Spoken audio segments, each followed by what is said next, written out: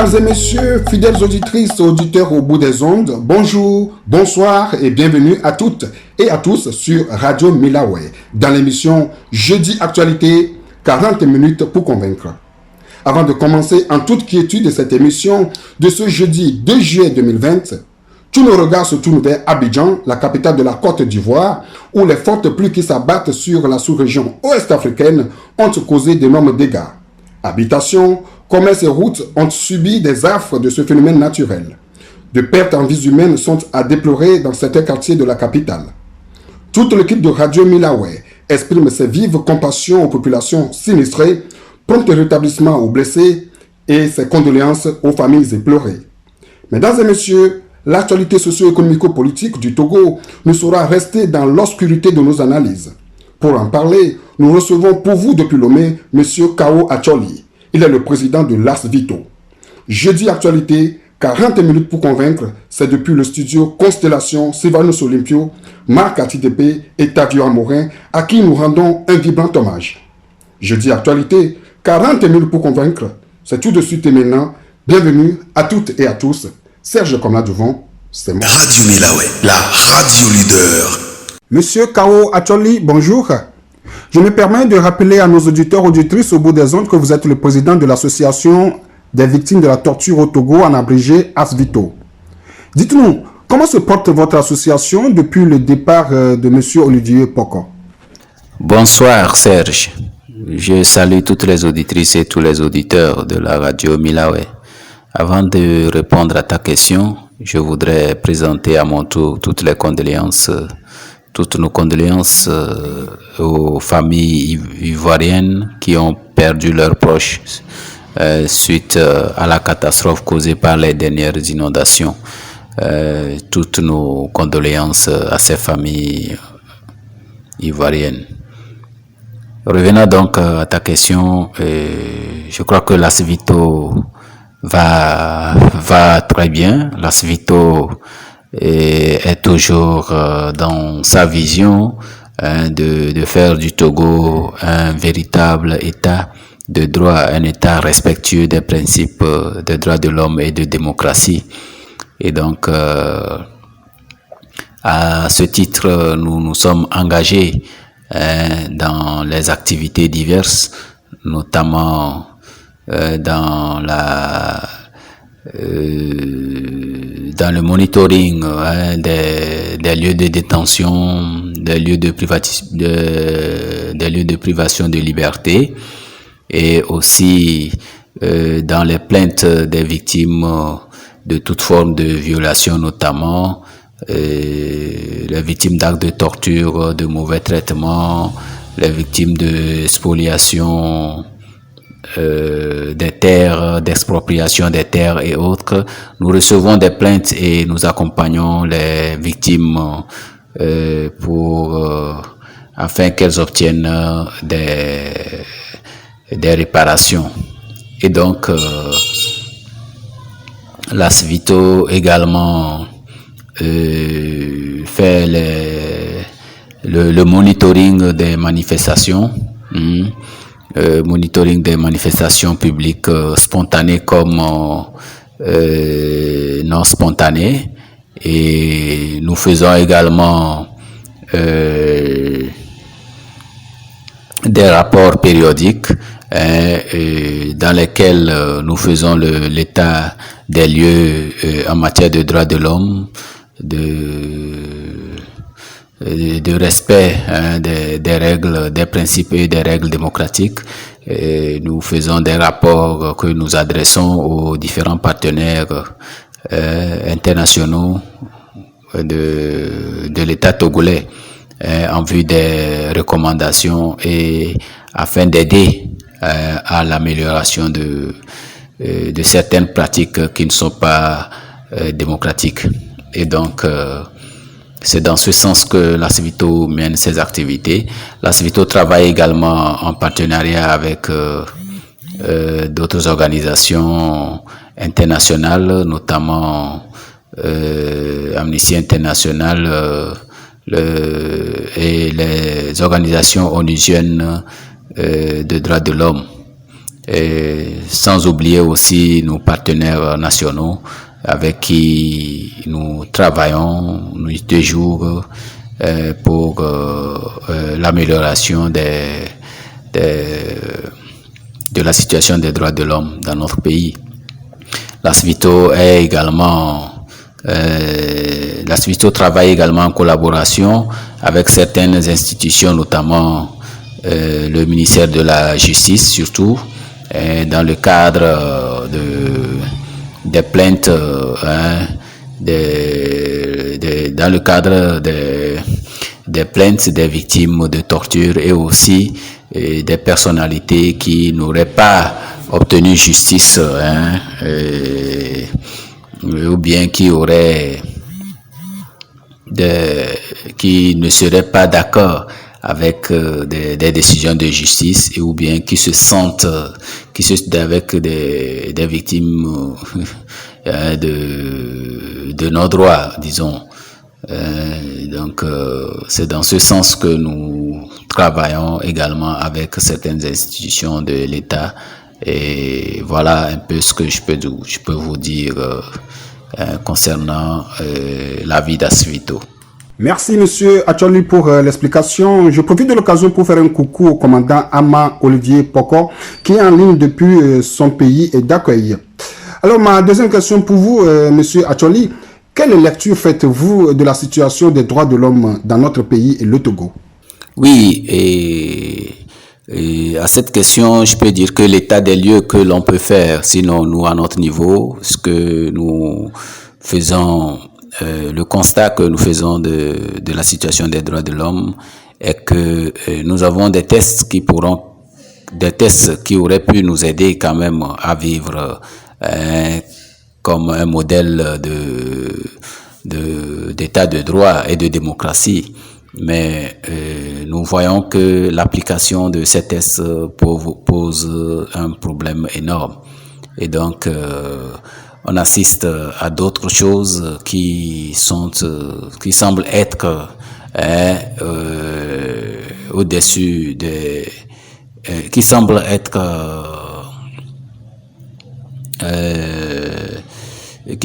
on assiste à des pratiques qui font du Togo un état de non-droit, parce que ce qui se passe est que la loi est là, mais elle n'est pas respectée. Mais c'est d'autres choses que nous voyons dans la pratique. Lorsque nous prenons l'exemple même d'interpellation, nous voyons que les garanties judiciaires telles que le souhaitent les Nations Unies ne sont pas respectées. Et donc, on assiste à une forme de gangstérisme quant à ce qui concerne la façon d'interpeller les paisibles citoyens. Et on assiste à des assassinats des forces de l'ordre qui tirent à bout portant sur les personnalités des personnes qu'on suppose être en infraction, et il n'y a pas il n'y a pas respect des principes d'interpellation. Et tout ce que nous voyons avec l'assassinat les derniers assassinats que nous avons enregistrés dans la capitale, dans Lomé la capitale, et aussi à l'intérieur du pays, où on assiste vraiment à des bavures, nous voyons que l'état de droit n'est pas encore d'actualité dans notre pays. Et donc, ce que nous pouvons dire, c'est que lorsque les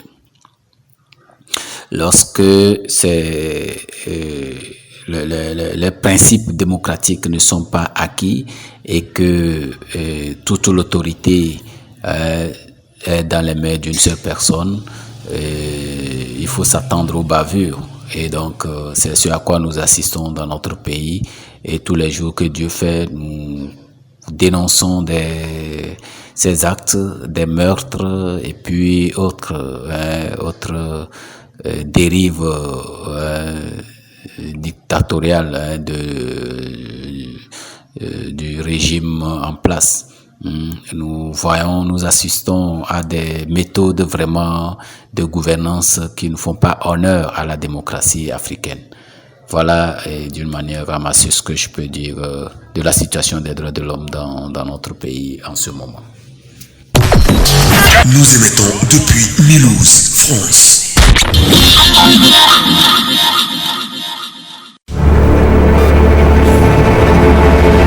Les mythes et légendes. Les mythes et légendes.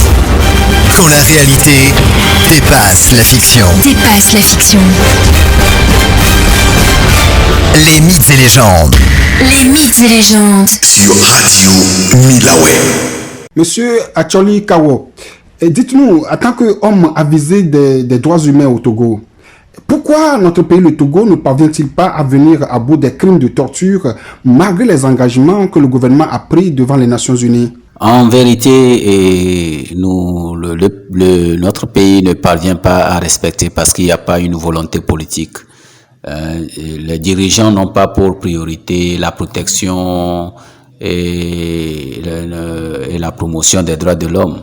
Donc, l'intégrité physique, morale et psychologique de l'homme n'est pas au centre des préoccupations de nos dirigeants. Et c'est ce qui explique les violations, les actes de torture auxquels nous assistons nuit et jour, que ce soit dans la phase d'interpellation ou même dans les lieux de privation de liberté. C'est la même chose et nous assistons à une forme de pratique où la torture et les mauvais traitements sont banalisés et ce qui fait que on assiste à beaucoup de victimes et donc et parfois par moment c'est que ces situations sont beaucoup plus compliquées lorsque les personnes interpellées sont des militants ou des prisonniers d'opinion, des militants de partis politiques ou prisonniers d'opinion. Et donc, cela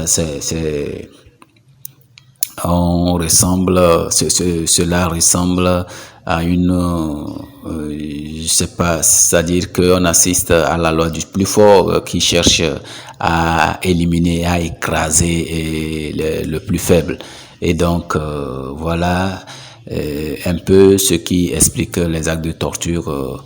L'État, même dans sa méthode de gouvernance, encourage ces dérives, ces bavures sur les personnalités interpellées, surtout les militants de partis politiques. Et donc, une forme d'impunité est garantie aux auteurs de torture, ce qui fait que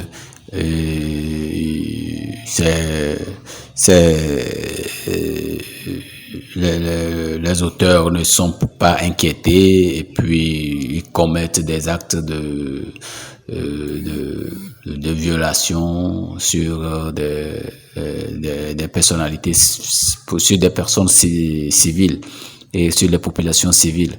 Et donc, chaque fois que nous crions avec des rapports que nous produisons à l'endroit du gouvernement et aussi à l'endroit de la communauté internationale pour qu'ils puissent avoir pression en vue quand même de voir ces pratiques cesser dans notre pays pour que les gens puissent vivre à l'aise. Mais ce que nous constatons, c'est que ça va de mal en pis et que les autorités politiques, les autorités gouvernementales ne semblent pas être prêtes à faire abandonner ces violations à l'intégrité physique des populations.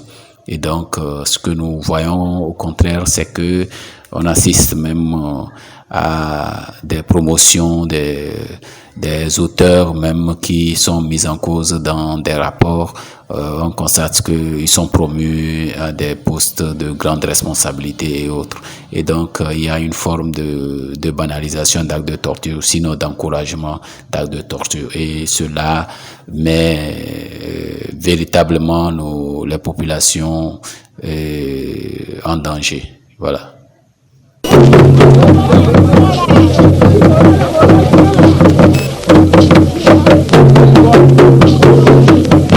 Radio Milawe, Toguvio B Radio.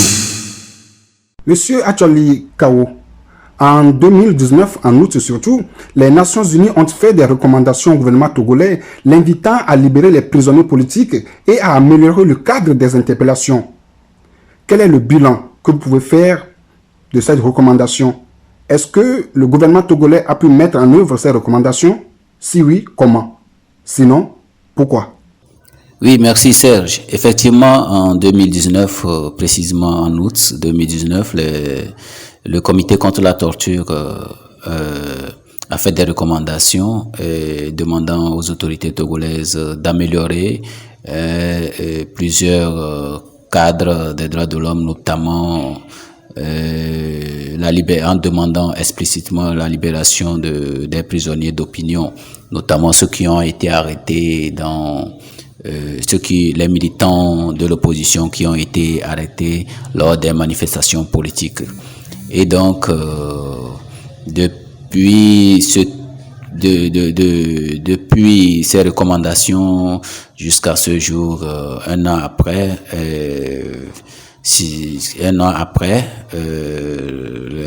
on peut, ce que nous constatons, c'est que l'État s'en est moqué et le nombre de prisonniers politiques n'a fait qu'augmenter. Et donc,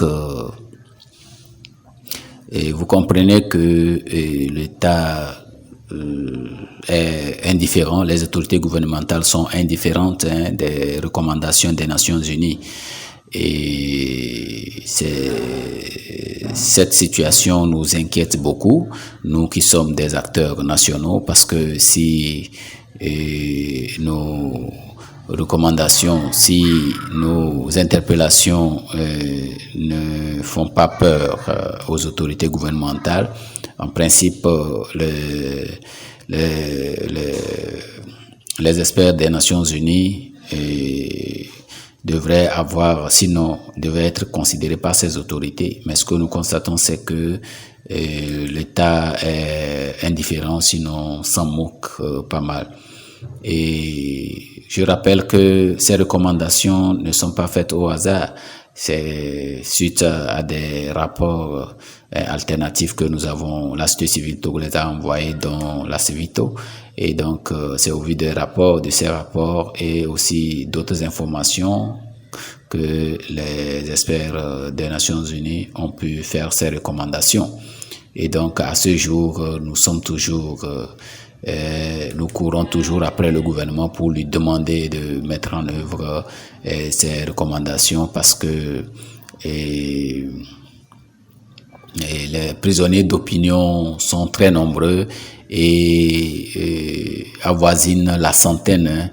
On a à peu près au moins 100 prisonniers politiques dans les prisons civiles de notre pays, notamment la prison civile de Lomé qui engorge plus de 90% des prisonniers politiques. Et donc récemment, nous avons vu que par rapport à la maladie, à la pandémie liée au coronavirus, nous avons constaté que certains prisonniers politiques ont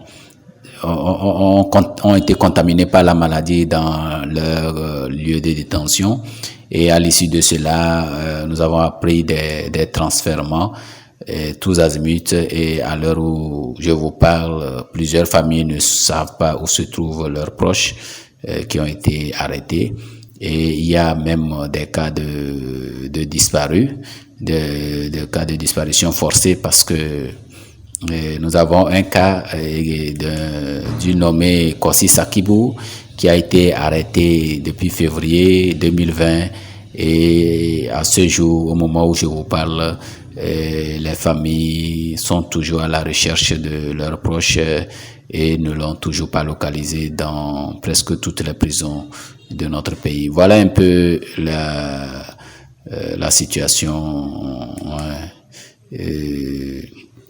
que nous vivons. Et donc, si les rapports des Nations Unies ne sont pas pris en compte, il faut comprendre que nous sommes en face des dirigeants qui vivent en autarcie et qui pensent que le Togo, c'est-à-dire qui sont suffisants et qui n'ont besoin de personne.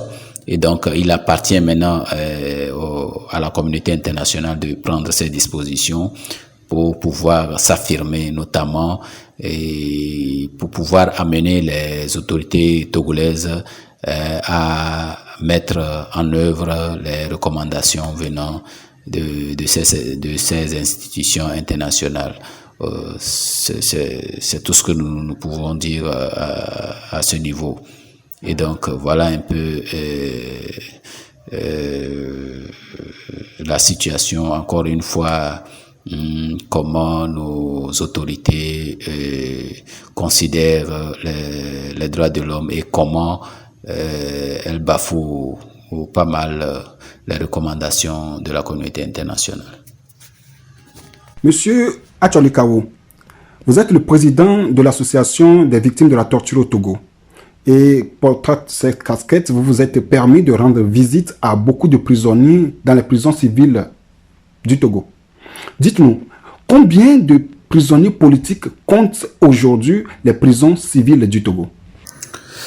Oui, et présentement, il est difficile pour nous, les défenseurs des droits de l'homme, de connaître le nombre exact des prisonniers politiques. Et comme je venais de le dire, c'est que on sait que ça avoisine la centaine à notre niveau, mais il y a tout de même des lieux de détention secrète que nous ne maîtrisons pas. Et donc, à ce niveau également, nous ne savons pas combien de prisonniers d'opinion y sont maintenus. Et donc, ce que nous pouvons dire est que dans l'affaire d'atteinte à la sûreté de l'État d'avril 2009, il y a encore 3 prisonniers, dont Pachanya Singo lui-même, dans les prisons qui sont encore en détention. Et à part ça, il y a plusieurs dizaines de militants et sympathisants du PNP qui sont toujours en détention, notamment dans le cadre des manifestations dans le cadre des manifestations politiques de décembre 2018 et aussi dans la ténébreuse affaire d'insurrection armée de novembre 2019. Il y a eu plusieurs dizaines de militants du PNP qui ont été arrêtés. À part cela, il y a au moins 11 qui ont été détenus dans le cadre des contestations de la présidentielle de février 2020, où plusieurs militants de l'opposition ont été arrêtés et mis en détention dans diverses prisons de notre pays. Et donc, cette situation que nous vivons aujourd'hui, avec les difficultés que nous éprouvons au niveau des droits de l'homme à pouvoir visiter les lieux de détention et autres, c'est une situation qui ne nous permet pas de connaître avec exactitude le nombre de prisonniers politiques dans notre pays. Mais bon, selon nos statistiques, selon nos calculs, selon les plaintes des victimes et les estimations que nous pouvons nous faire, on se dit que ça tourne autour de la centaine. Mais comme je le disais, seules les autorités du pays savent combien de prisonniers politiques elles détiennent en ce moment dans les prisons civiles de notre pays. Merci, Monsieur Acholi. Je vous remercie pour les explications que vous portez par rapport aux questions que nous vous posons. Maintenant, nous allons revenir à un autre point, le Pachagate ou l'affaire Pacha Nyasingbe. Pourquoi, malgré la recommandation des Nations Unies, à ce que M. Pacha Nyasingbe soit libéré, le gouvernement togolais s'entête à le garder encore en prison? Oui, et s'agissant de l'affaire Pacha Nyasingbe, le député Pacha est toujours en détention, et ce qui est une anomalie puisque même si la Cour de justice de la CEDEAO a rendu une décision floue, il faut reconnaître que le groupe de travail des Nations Unies sur la détention arbitraire a été très explicite sur cette question, demandant d'abord reconnaissant que la détention de M. Pacha Nyasingbe et co-accusé était une détention arbitraire, et que ce groupe de travail des experts des Nations Unies a demandé la libération pure et simple de Pacha et co-accusé. Et donc, cette décision a été soumise aux autorités togolaises depuis 2014, mais à ce jour, Pacha est toujours en détention. Et il faut noter que depuis un moment, il souffre, il est très souffrant, il est malade, et puis selon les médecins, selon les informations qui nous sont parvenues de la famille, les médecins Foro Nyasingbe aurait envoyé des médecins pour voir si réellement Pacha était malade, et ces médecins auraient conclu dans leur rapport qu'il va falloir évacuer Pacha Nyasingbe le plus tôt possible pour des soins appropriés à l'étranger, qu'il est réellement souffrant. Et donc, depuis que moi j'ai reçu cette information, ça fait bientôt un an, si j'ai bonne mémoire, et Pacha est toujours maintenu en détention.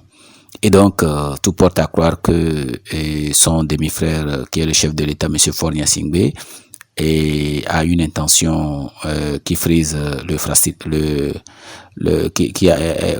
une intention fratricide, et il faut le dire clairement, parce que on ne peut pas comprendre pourquoi, malgré les décisions des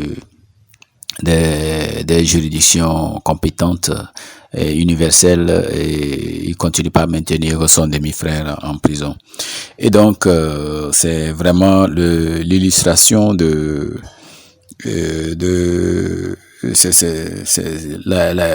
maintien de M. Pacha Nyasingbe dénote de quel état de régime nous gouverne.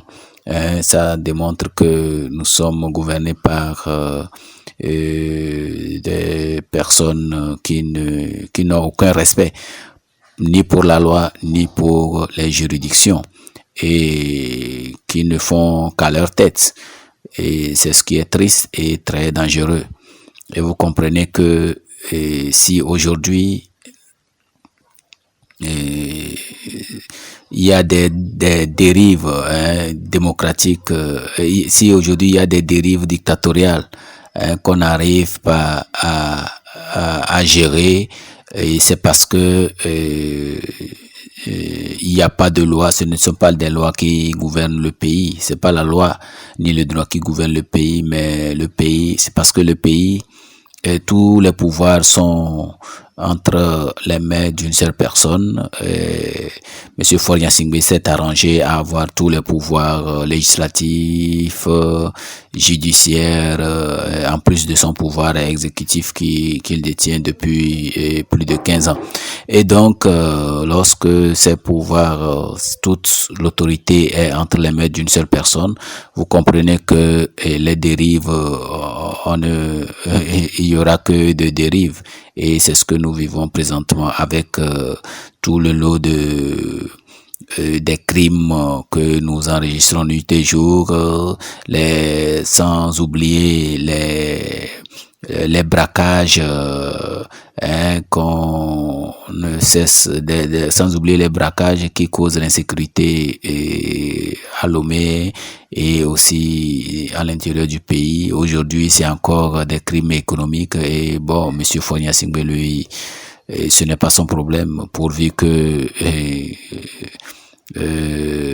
qu'il soit toujours au pouvoir, c'est ça son problème. Et donc voilà un peu ce qui se passe autour de cette affaire Pachanya Singbe.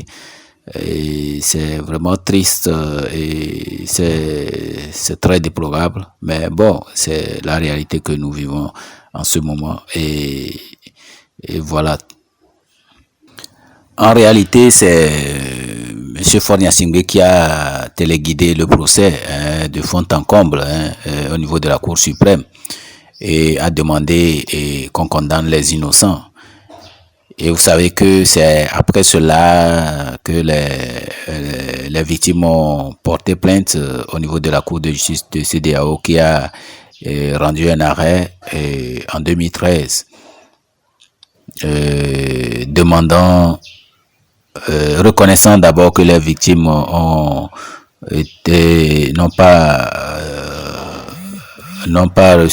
pas eu droit à un procès équitable et demandant leur indemnisation. Et l'interprétation a été une polémique par rapport à cette décision. Et les juges, d'abord les avocats cela constitue un élément nouveau conformément au code de procédure pénale en vigueur au Togo. Et les juges et les avocats de la défense ont introduit au niveau de la Cour suprême une demande de révision du procès parce qu'il y a eu des éléments nouveaux. Et donc, les juges d'alors ont jugé recevable la requête. Et qu'est-ce que nous avons vu, c'est que les heures qui ont suivi en même temps, monsieur Fogna Singbe a fait remplacer le président de la Cour suprême et a nommé un nouveau qui est Gamato, qui est toujours là-bas à ce jour. Lorsque ce nouveau juge est venu au niveau de ce nouveau président de la Cour suprême a été nommé, il a rejeté cette demande qui a été reconnue et recevable. Donc voilà ce qui a été fait et qui prouve à suffisance que c'est monsieur Fogna Singbe qui ne veut pas la libération de monsieur Pacha, qui est son demi-frère. Et vous comprenez que puisque c'était un élément nouveau qu'il fallait revoir, donc à cause de ça il a fait changer le président de la Cour suprême. Et depuis un moment aussi il y a des manipulations d'informations qui font croire que Fogna Singbe veut laisser son demi-frère et que c'est les collaborateurs qui refusent. Et là nous nous inscrivons en faux. Parce que s'il y a une personne qui ne veut pas la libération de Pachanya Singbe, c'est bien Fogna Singbe et c'est lui qui manipule les informations. Et vous savez, lors du procès, Pacha a cité lors du procès, c'est Fogna Singbe qui a refusé et que le nommé Zawa, le nommé Bawazak, qui travaille à l'ambassade des États-Unis et qui a été utilisé pour piéger Pacha, c'est bien le pouvoir qui a refusé qu'il réponde à la demande des juges de la Cour suprême lors du procès de septembre 2011. Et ce nommé Bawa est toujours à l'ambassade des États-Unis là-bas. Et donc, vous comprenez que tout a été organisé, orchestré du fond en comble par Fogna Singbe et sa bande de sécurocrates pour pouvoir d'abord assassiner Pacha, puisque l'objectif même, l'attaque du 12 avril 2009 était de l'assassiner et sa maison a été pilonnée dans la nuit du 12 au 13 avril 2009. Heureusement, Dieu lui a préservé la vie et donc ses bourreaux ont fini par le mettre en prison jusqu'à ce jour. Voilà la vérité sur ce dossier. Information, divertissement, débat, jeux, les contes et légendes de l'Afrique. C'est sur Radio Milawe. Alors, je me permets de vous poser une autre question, cette question relative à la coupure d'Internet. Et le 25 juin 2020, la Cour de justice de la CEDEAO a condamné l'État togolais suite à une plainte déposée par la société civile togolaise, dont l'Asvito. Quelle est votre appréciation de cette décision?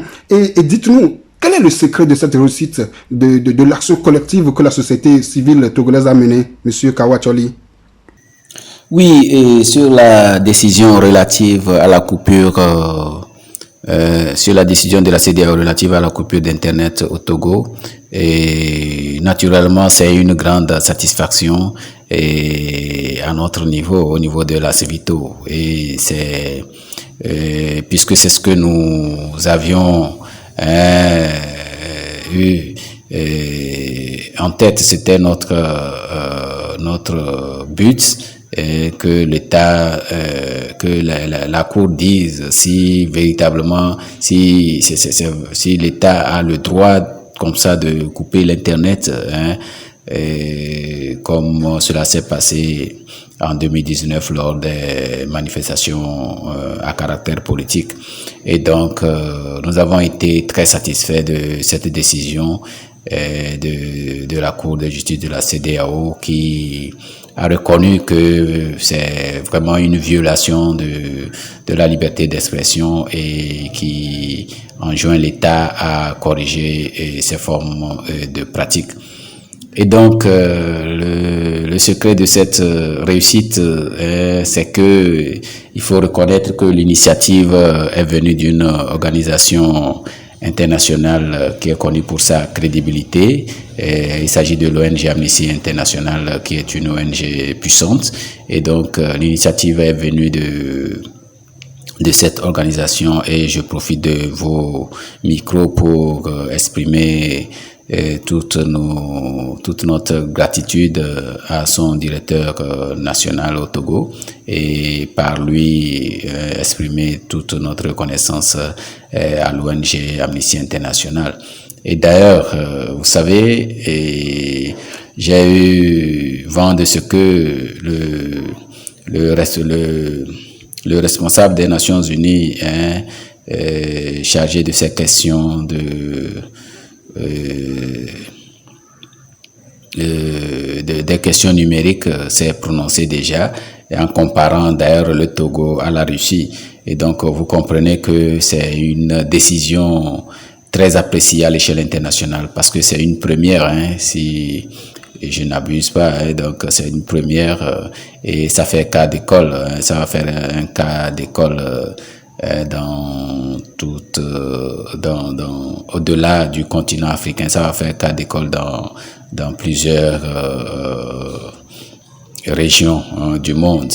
Et donc, au niveau des juridictions, je crois que ça devient une jurisprudence et que les gouvernants ne peuvent pas se permettre comme ça de couper l'Internet et que ce serait considéré comme une violation de la liberté d'expression. Et donc, comme je le disais, le secret, et donc, c'est d'abord celui qui a porté l'initiative, qui l'a mené jusqu'au bout, et aussi pour les organisations qui ont accompagné cette initiative, dont la CEVITO, et c'est que on a eu, c'est une vision que nous partagions, et de faire du Togo un État respectueux des principes démocratiques et des droits de l'homme, et notamment de la liberté d'expression. Et donc, ça fait partie aussi, le secret, c'est que nous portions la même vision, une vision d'intérêt collectif où personne ne défendait son propre intérêt et que c'est l'intérêt des peuples, des populations togolaises qui était défendu, que nous portions à l'époque quand nous avons porté plainte en 2018. Et donc aujourd'hui, la Cour de justice de la CEDEAO nous fait croire que cette vision que nous portions, elle est avantageuse, elle dépasse les frontières togolaises et donc est profitable à toutes les populations africaines et du monde. Et nous ne pourrons que nous en féliciter, naturellement. Et en amont, avant même cette plainte, c'est que ce qui nous a aussi poussé dans notre vision, c'est que il y a eu d'énormes entraves, et il y a eu des dégâts par rapport à ces coupures. Notamment, nous avons vu qu'il y a eu mort d'hommes lors de ces manifestations et des blessés qu'on ne peut pas compter, et cela nous a empêché au niveau des droits de l'homme de pouvoir de pouvoir mener nos actions pour sauver des vies humaines. Et naturellement, il y a également des personnalités, des gens qui vivent d'Internet, qui ont vu leur activité être suspendue pendant des jours et sans explication.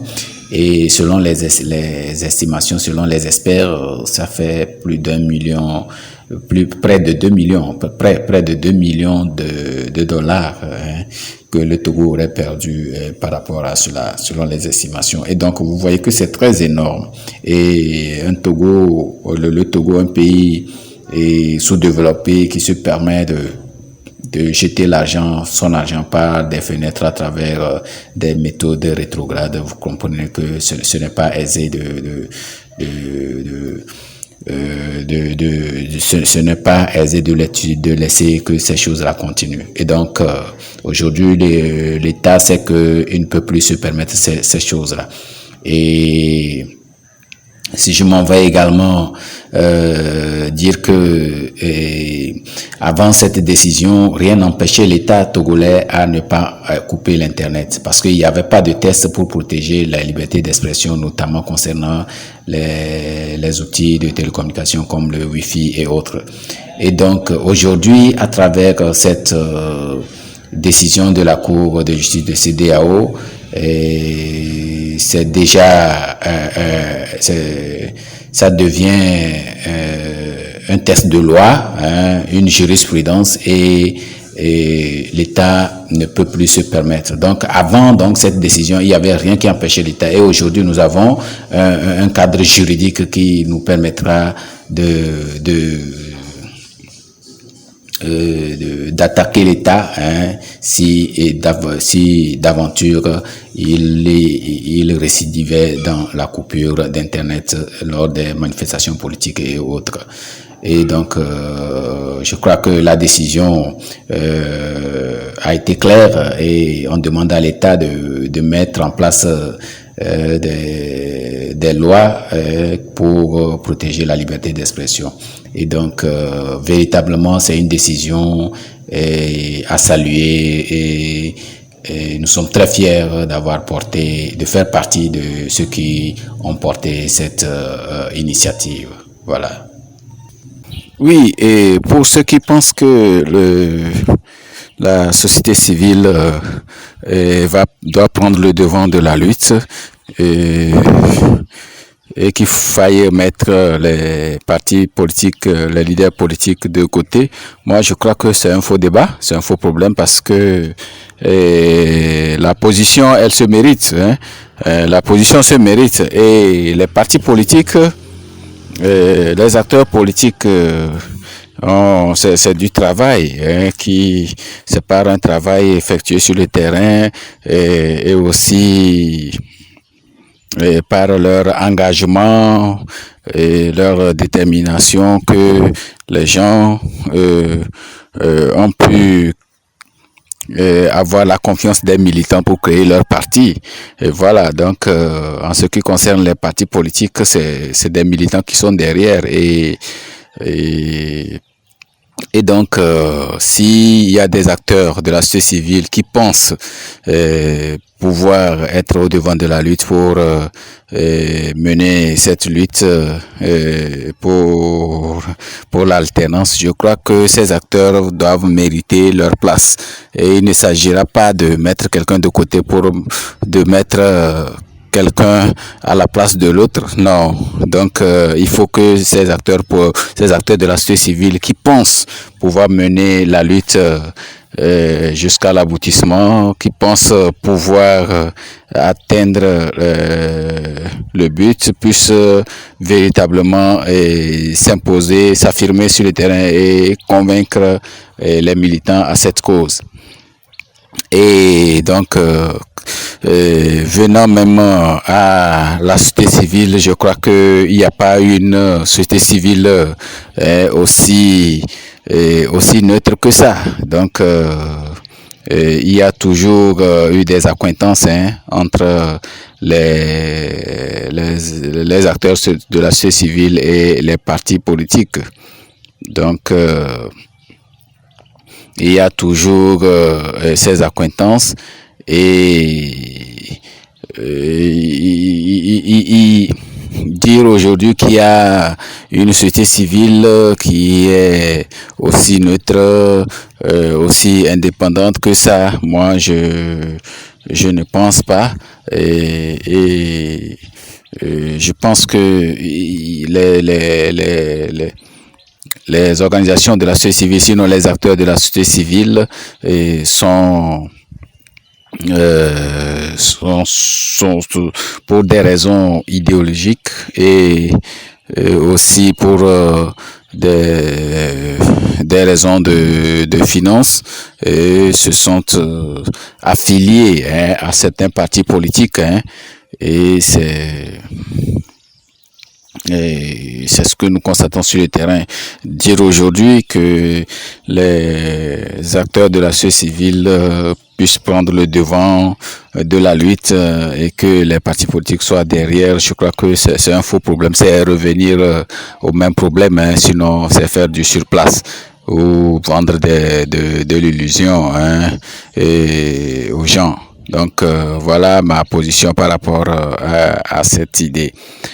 Et si demain, d'aventure,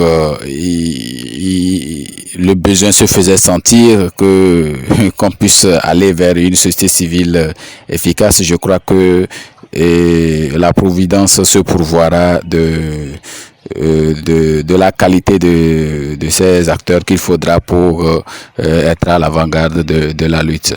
Donc pour l'instant que chacun mène le combat d'une manière asymétrique, et c'est comme cela qu'on va pouvoir combattre la dictature. Donc que chacun mène le combat à son niveau et ensemble qu'on ait surtout la même vision d'atteindre d'aboutir à l'alternance. Et je crois que c'est ça qui est important pour nous. Merci. Merci à vous, Monsieur Kao Acholi. Je rappelle que vous êtes le président de Lars Vito. Nous sommes presque à la fin de cette émission. Quel est votre mot de fin à l'égard de nos auditeurs auditrices au bout des ondes qui vous ont suivi, bien entendu? Mon mot de fin, c'est d'inviter les Togolaises et les Togolais à s'inscrire dans la vision pour la cause commune que véhicule Lars Vito. Nous voudrions inviter chaque citoyen togolais à opter pour la cause de l'intérêt général. Et ceci passe par la culture des bonnes valeurs, les valeurs du vivre ensemble, les valeurs de l'honnêteté, de la vérité. Et cela va nous aider à poursuivre notre détermination vers l'alternance et la démocratie dans notre pays. Et c'est comme cela que nous allons ensemble bâtir une nation paisible et aller vers des développements efficaces pour que le Togo, pour inscrire notre pays, le Togo, dans les pays, dans les vrais pays de démocratie. Et je crois que c'est ça notre idée, c'est ça notre vision au niveau d'Asvito. Et nous allons ensemble amener les Togolais vers cette vision, vers ces objectifs. Et ceci nous invite à une acceptation mutuelle et à se retrouver. Nous qui sommes déterminés pour la démocratie, nous devons être ensemble pour cette cause. Merci à toutes et merci à toi particulièrement, Serge, et merci et à plus. Radio Milawe, la radio leader. Mesdames et messieurs, auditeurs et auditrices au bout des ondes, nous sommes arrivés à la fin de cette émission.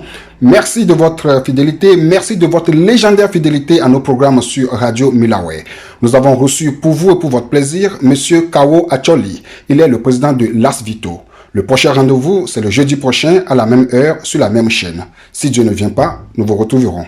Inch'Allah. Information, divertissement, débat, jeux, les contes et légendes de l'Afrique. C'est sur Radio Milawe.